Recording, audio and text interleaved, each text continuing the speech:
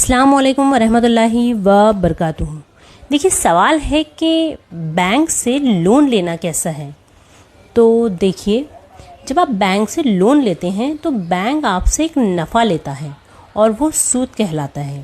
اب سود، ربا، بیاج، انٹرسٹ، یوجوری یہ سب حرام ہیں، نام کوئی بھی دیں یہ حرام ہے، اور قرآن میں کلیئرلی مینشن کیا گیا ہے کہ سود حرام ہے۔ سود لینا، دینا، لکھنا، سود کا کاروبار یہ سب حرام ہیں، اور نبی صلی اللہ علیہ وسلم نے ایسے لوگوں پر لعنت فرمائی ہے۔ دیکھیے مسلمان شخص کے لیے بینک سے یا کہیں سے بھی 5% یا 10% یا اس سے کم زیادہ یعنی مور اور لیس پر قرض لینا جائز نہیں ہے، پھر چاہے وہ فقیر ہو یا مالدار، اس کے لیے یہ سود میں شامل ہے۔ پھر چاہے وہ لون ایجوکیشن لون ہو، کار لون ہو، ہوم لون ہو یا بزنس لون ہو یا کوئی بھی لون ہو۔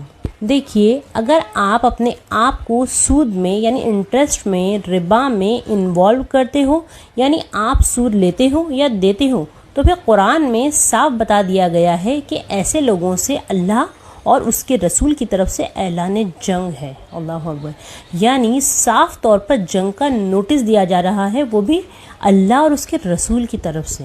اللہ اکبر۔ اب آپ بتائیے کہ پوری دنیا میں بلکہ پوری کائنات میں کس میں اتنا دم ہے جو اللہ اور اس کے رسول کو فیس کر سکے؟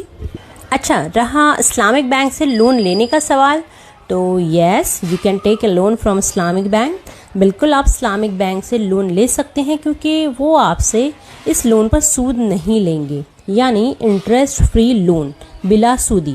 ہاں وہ کچھ اسلامک پرنسپلس کے مطابق سروس چارجز لیں گے، بٹ وہ آپ کو لون دینے کے بعد آپ سے انٹرسٹ نہیں لیں گے، یعنی taking from Islamic bank is perfectly حلال، but taking from a conventional bank dealing with ربا از پروہیبٹڈ۔ دیکھیے ایک بات سمجھ لیں کہ لون لینا جائز ہے اگر وہ بلا سودی یعنی نان انٹرسٹ یعنی ربا فری ہو تو، اور لون لینا حرام ہے اگر وہ انٹرسٹ بیسڈ یعنی ربا بیسڈ لون ہو تو۔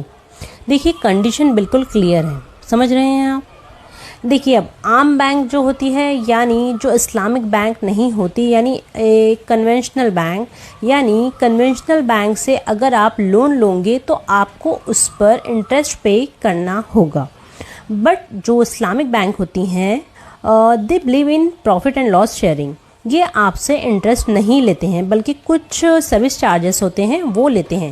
تو اگر اسلامک بینک سے آپ لون لیتے ہو جو بلا سودی یعنی ربا فری ہے تو پھر لون لینا جائز ہے۔ کلیئر؟ دیکھیے سود لینے اور دینے کو معمولی مت سمجھیں۔